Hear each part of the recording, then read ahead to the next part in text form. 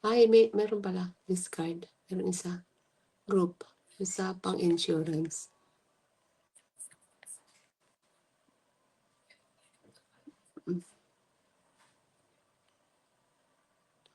Ayun.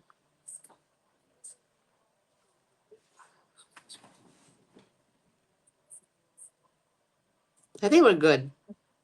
Yeah. Isa pang insurance. Yan. Let me share yours. Bahala na, basta. Okay lang yan. Yan. Shinare ko na sa aking Facebook din. It's sharing on Yeah. my Facebook. Can you see that, Han?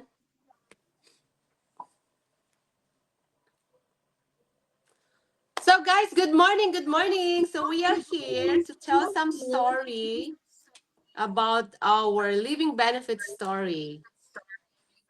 Yes. Good afternoon. Good evening. Good morning. Good day. Yeah, it's raining. Yes. It's raining here in California actually. How are you there, Jen? In Ah, Houston? dito naman sa Texas, sobrang napakainit ng araw. Oh, my gosh, I love my California life. Oo nga, dito 75 Yeah. degrees na with the sun shining, ayan. But Yes. anyway, it's the beauty of, video calls now. I So, know, yeah, right? oo nga, eh. So, So, thank you sino for pa bang ano diyan, suggesting magkakaroon this. ng mga yes, sino pa bang maraming rason diyan na you cannot do this business na kahit sa bahay ka lang. But anyway, we're here to share our story, our journey.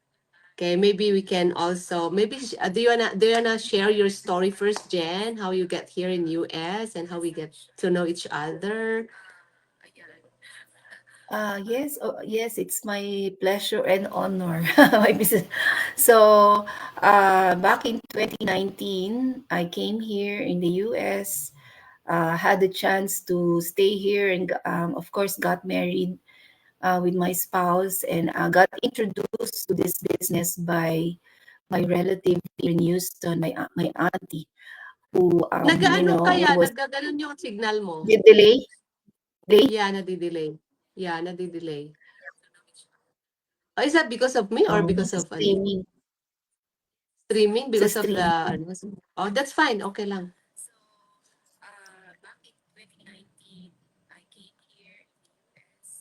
So, Diretso lang. Sige yun. lang. Tapos, of course, we got the coverage for me and my husband, because we were impressed with what was offered to us. And then, of course, we signed up in the business. And then, so together with starting a new life in America, I've also started doing the business. And but it was the last thing in my mind na there will come a time that I will actually be, filing a claim. 12 months pa lang yung policy ko. I was actually, my husband got it for us. So meron siya sariling coverage, and then I also got my own coverage. And then, yun nga, 12 months after, so we were paying about $250 in my policy, and then my husband, the same for him. And then, on the 13th month, wala lang, kasama dun sa executive check-up ko yung mammogram, and it was the last thing in my mind that the diagnosis came. 'Di ba, I remember ikaw yung isa sa una kong tinawagan. Yes. Because the first thing, of course, I was surprised. I was in shock because cancer is the last thing I have in my mind. I thought I was very healthy. Actually, yung takot ako dun for my husband, kasi siya yung may medical condition, eh. Siya yung high blood, siya yung high cholesterol, and ako pala yung merong ganong diagnosis. So, Um, and kaya kaya right now it really defied all the ano yung bang claim nung about cancer that you know the healthy people can never have cancer kahit na you're doing all the best for yourself because yun yung sinabi nung oncologist ko, it's just plain bad luck because we really don't know how cancer will start. We really don't know who will be, who will be stricken by this disease. That's why it's still called cancer. Otherwise, may tawag na sa kanya, di ba? Kaya nga cancer kasi hindi pa talaga identified. Even if it's breast cancer, it's identified to be in the breast. But still, the medical field or the medical professional don't really have that um, direct evidence paano nagsisimula. So the living benefits is really was something na is something that it's really nice to have because you will have a peace of mind. So like I said, although it will be a battle against cancer, but at least the living benefits can help one, navigate that very uncertain pathway, Mhm. kasi of course it's hard for anybody to think about cancer if they are healthy. If there's nothing wrong with their health, parang ay hindi naman yan importante, hindi naman yan kailangan, healthy naman ako. I'm taking all the uh, supplements, I do exercise and all that, lahat ng mga ginagawa ng mga healthy people. And I know that I'm not the only story out there about cancer. And even young people get cancer na rin these days, di ba? So it's very Mhm. surprising um, how all these illnesses, kasi nga meron na ring advances in medical science that would detect all these illnesses even at an early stage. So ang importante lang, people go to their doctor. So yun, it was a big help because after we submitted all our medical reports, um, the company gave was true to their promise. So they were true to their promise. They gave the money at the time we Mhm. need it most. And that I'm very thankful, forever grateful, Mhm. because it was a big help not just for myself but for my whole family. And that Mhm. is something that yun nga sinishare natin paulit-ulit. I think that is our biggest advocacy to all the people around us na it's I always say it's a race against time kasi even if people want to have their policies, for themselves, obviously, ang insurance company will not cover everyone. There are criteria that there are, that one has to meet. That's why there's an application process. It's not automatically given to everyone. So Mhm. um, but what is important is we all recognize how living benefits can truly save a lot of people from tragedies. Um, and although right now, as you can see, I look well, but of course, the past 2 years have been very hard for myself and my family. We are still trying to recover from all that, and but the message is very clear. We have to tell this. We have to share this to as many people as we can, Mhm. so that yun, maraming makinabang dito. So and I'm really happy to be working closely with you, Margie, because I can see your passion is not just coming from the business, but it's because you're trying to help people get this important coverage in their life. So kahit hindi ikaw yung direct, even if you were not the direct agent who wrote that policy, but you were there. I mean, I was in your hierarchy. You were overlooking all the people in the business. I was glad. Sa tingin ko, it's God's will that you are there. I'm here in your hierarchy of all the people that can actually recruit me, di ba? So Mhm. I believe it's destiny So, and I'm forever grateful, of course, not just to the company, but to God. I think it's a divine intervention. Mhm. Yeah.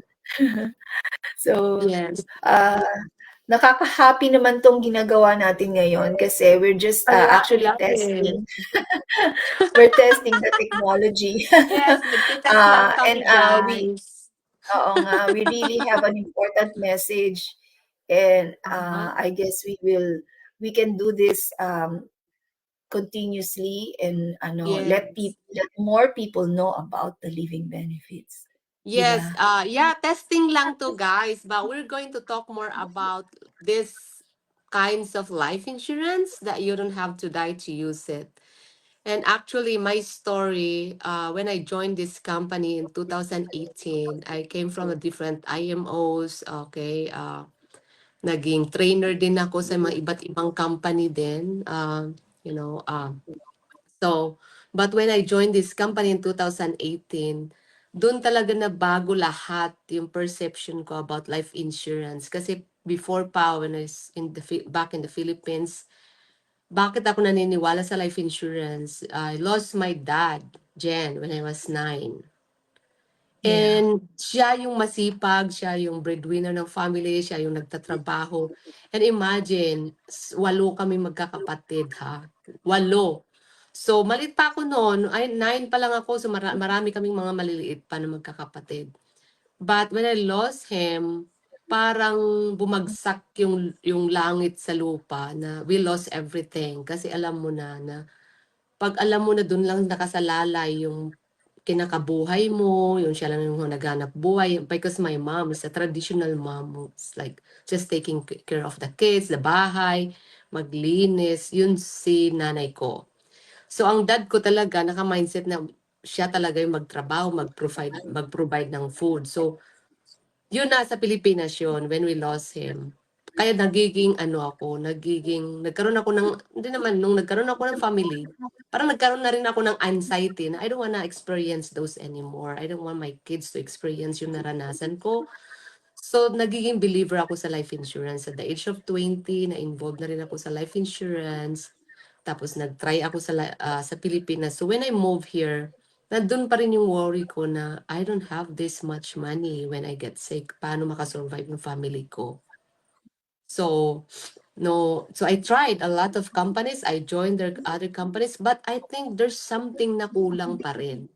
Kasi nakita ko yung one of my sister-in-law diagnosed with cancer. 2 years siya na pabalik-balik sa hospital, na-exhaust lahat ng savings nila. Wala lahat, although malakas kumita yung asawa niya dati, but once na magkasakit yung asawa mo, of course, maapektuhan yung trabaho mo, maapektuhan yung paano ka magtrabaho, kumita ng pera. So, hindi mo na siya sumakay ng, I think, barko. Kapitan siya ng barko. So, tinake care yung asawa niya. So, ano maapektuhan na number one? Yung finances nila, right? Ma-exhaust lahat nila. So, dun pa rin ako nag-worry kasi my dad, namatay siya, but biglaan. Hindi siya nagkasakit, accident na namatay. So, naramdaman namin agad yung hirap. But mostly, tayo, mga tao, nagkakasakit muna, right? Nagkakaroon muna ng, bago ka dumating sa part na yon na mag-ano ka, na mamatay ka, of course, dadaan ka sa sakit. Kung hindi aksidente at mamatay ka agad, so of course, one thing na pagdaanan mo yung sakit, aksidente, disability. And nakita ko both, yung aking sister-in-law na naghirap habang ano. So, dun yun ang reason kasi hindi na niya. So, nakita ko yung marami na nagkaka-GoFundMe, mag-ano ng GoFundMe kasi hindi nila kaya, right? Hindi naman sila namatay agad. Yeah. So, kaya yung importance ng living benefits is ano, napaka-importante sa lahat na doon ako nagiging excited. It's not about the money anymore. It's about ilan ba dito, I believe that every household must know about these living benefits. Must have it. Every household dito sa Amerika. Kasi yung kayo two child, three child, right? Then kasi subconsciously siguro alam mo bakit nagtu-two job ka kasi kailangan makaipon ka for emergency. Kailangan bayad ko na yung bahay bago ako magkasakit.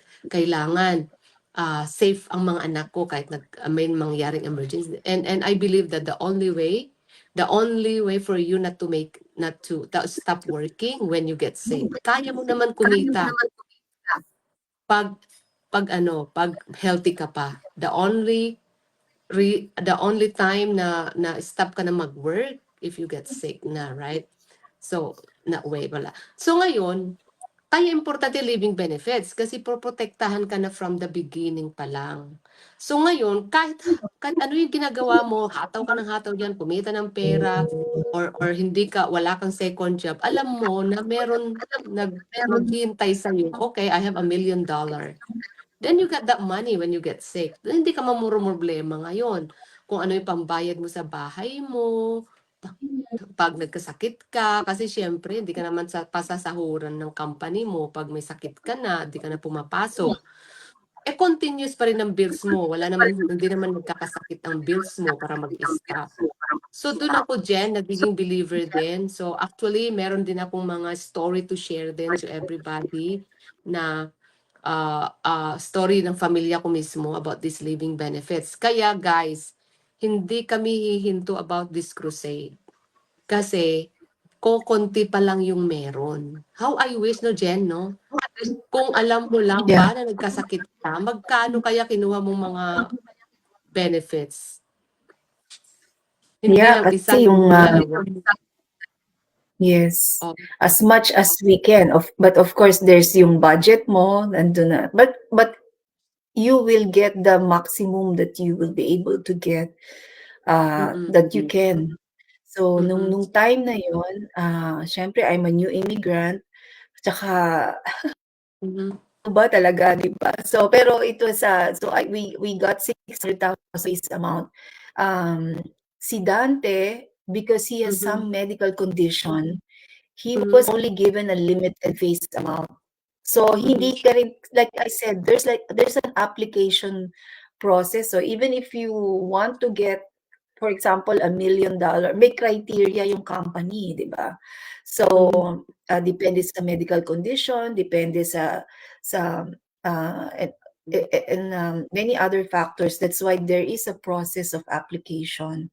So, but what is important is sana yung mga tao, they try to find out if how much is the maximum that they can get, especially syempre yung kaya naman nilang bayaran within their budget, because if they set aside money for this, yun nga, parang binibili mo yung peace of mind mo for that di Yes, ba? So, correct.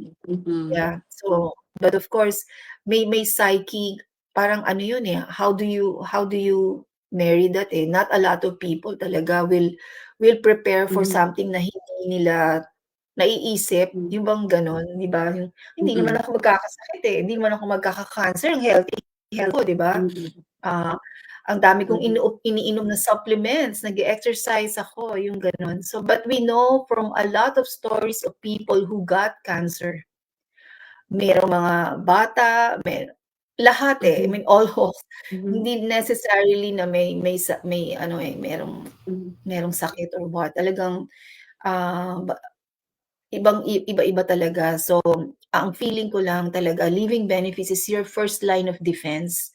Para bang, yes, you can take supplements, you can buy anything to make you healthy, pero dahil there's really an uncertainty dyan sa cancer, then why not get first this protection, this coverage, 'di ba? So, minsan yung iba sinasabi nila, meron na akong protection meron na, pero hindi talaga nila alam kung ano yung, minsan nga pati pa nga yung insurance company hindi nila matandaan, 'di ba? Pag tinanong mo, Totoo yan. do you know what company is your coverage? Sasabihin pa, "Ay hindi, teka, hindi ko na matanda." Pero 'di ba? Pero actually in the event na may tragedy na, yun ang una mo talagang gagamitin. So this awareness that we're trying to create, lalo na for people who itong living benefits, talagang I think it's worth our effort to do this, kasi people need this. In America, accepted na yung life insurance. 'Di Uh-huh. ba? Almost 70% in America merong life insurance. So it's really an Mhm. accepted. Pag wala kang life insurance dito, parang ikaw yung ano out of Mm. place. Bakit? Nasa Outdated. Amerika wala kang life insurance. You're part of the 30% Mm. na walang life insurance, 'di ba? So Uh-huh. ibig sabihin majority na dito sa Amerika may life insurance. Kaya lang, yun nga, we all know that Mhm. 98% of all those people na may Mhm. life insurance, wala namang living benefits, 'di ba? Mhm. Kasi most life insurance nga na nandito sa Amerika, I think, karamihan covered sila ng companies nila. Yes. So, oo, well, I don't know, I don't have the data, pero I believe kasi most people depend on their companies. Meron na akong coverage na binabayaran ng company namin. Gano'n yun yung majority sa mga nakakausap me personally. So sa tingin nila tama na yun, pero actually dapat meron ka talagang sariling Mm. protection, 'di ba? Yes. So, Oh, yun.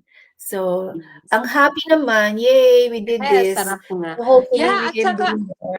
alam mo, yung mga tao na marami akong nakakausap, tapos sasabihin nila na, hindi na, ayaw nilang tignan yung ino-offer mo, ayaw nila man lang magiging open-minded, hindi naman nila kailangan bumili, but they don't nag-isip na lang sila na tama yung meron sila. Oo, okay na 'to, meron na ako ganito. Alam mo na isang nakikita ko lang, natutunan ko Jen, the moment na hindi ka open-minded sa mga sinasabi ng iba na baka ito mas maganda at ayaw mo man lang silipin konti, Tignan. yan yung nagte-take ka na agad ng risk. Yung risk na 'pag nagkasakit ka, wala ka palang makuha, yung risk nandiyan na, 'di ba? Yung nagte-take ka ng masyado mong kumbaga yung dahil ba sa ego or dahil sa wala namang mawawala, 'di ka naman magbabayad kung tingnan mo lang. At nakita kong maraming ganyan. May mga akong nakausap na ayaw talaga tignan, ayaw magiging open-minded and after 3 months nagkasakit. Yeah, sad So, story yun yung talaga yan. risk, oo, yun yung mga risk na nakaabang sa'yo na 'pag hindi ka nagiging open-minded. So, good thing bago ko makilala yung company bago magkasakit yung kapatid ko, ay nagiging open-minded ako na, okay, I wanna check. Kahit insurance agent na ako no'n, tagal na akong insurance agent. Pero, I still need to be open-minded kasi hindi naman lahat hanggang ngayon, 'di ko lahat alam ng product na 'yan na meron sa iba-ibang company, right? Why not Yeah, just take a look kung meron sila at anong meron ka. Try mo i-compare kasi ang laking risk niyan sa'yo. Ibig sabihin niyan yung magkasakit ka, $1,000,000 ang mawawala. Kung nagiging open-minded ka, 'di ba? So yun lang yung masasabi ko. So guys, thank you so much. This is the yeah. first na live stream namin, Ay, but super excited kami, super share pa rin namin kung anong meron nito. And then we're gonna explain more about what we have here, para ma-educate ang lahat, okay, about this living benefit. So if you want to call Jen, she is actually an agent now. Licensed na siya as an agent. Actually, licensed na siya bago pa siya nagkasakit. Bago pa siya kumuha ng bago pa siya mag-decide na gawin yung business na to ng full-time. He's been licensed already. I've been licensed too bago pa kami magkaroon ng claim din sa family namin, my sister. Right? So, yeah. kaya ganun na lang kami ka-excited to share it to everybody kasi magshi-share tayo Jen. The whole year na to, share natin sa buong mundo, sa buong Amerika na kailangan nila tong Yeah. policy na to. Yeah, at saka talagang marami tayong testimonies, 'di ba? Parang hindi na 'to hindi na 'to yung bang, paano ba sasabihin, yung parang lang, random. Kasi talagang Yeah. we have so many people who will give their testimony, Mhm. about claiming, about how much, this living benefits has been very Yeah. beneficial to them and to their Mhm. family in times of Yeah. tragedy kasi it's really tragic to be in this Mm. situation of having these kinds of illnesses, pati critical injury. Siguro pati yung Alzheimer, Mhm. ano, um, we're also looking forward na I don't know, one day there's someone that would come kasi bago lang eh, di ba? We Mhm. just launched our Alzheimer's disease as part of the living benefits. But that is also a devastating situation for many, many families na nadadiagnose ng Alzheimer's. So cancer is one, of course, cancer now. 200 kinds of all kinds hindi lang breast cancer. Yun yung ano dito eh, yun yung Mm. isa pang mind-blowing. Imagine mo, once na-diagnose ka ng cancer, kahit anong stage pa yan, Mhm. meron at meron kang makukuha from your Mhm. policy. It doesn't have to be terminal. Mhm. 'Di ba? Yung ako, I was Mhm. stage 2. Uh, Mhm. so age 2 and I was able to get 30% of my face amount. Mhm. That's why it's still it was a substantial amount of money that has helped me Mhm. during the difficult stage of of going through that cancer ano. And yun, so that's why it's really mind-blowing na I hope that all the yung sa cancer community will think about this also. Nandun yung ano ko, yung hope. Mhm. I'm hoping that even the cancer community will actually look at living benefits because if you're trying to apply for a policy, hindi naman hindi pa criteria yung pag may cancer kayo sa family history, di ba?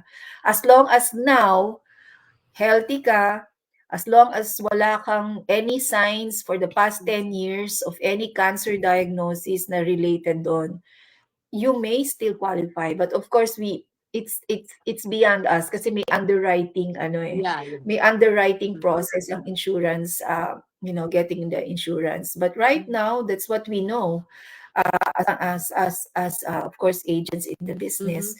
We only need to do an application for us to find out if one can get covered and how much we can Yes. get. So Uh-huh. yeah, Mhm. I hope that our video will reach many many people, especially dito sa Amerika. Mhm. Or kung yung mga kababayan natin sa Pilipinas, sasabihin nila, uy, may ganyan pala dyan sa Amerika, kumuha ka niyan. Di ba? Yeah, So, yan. So, correct.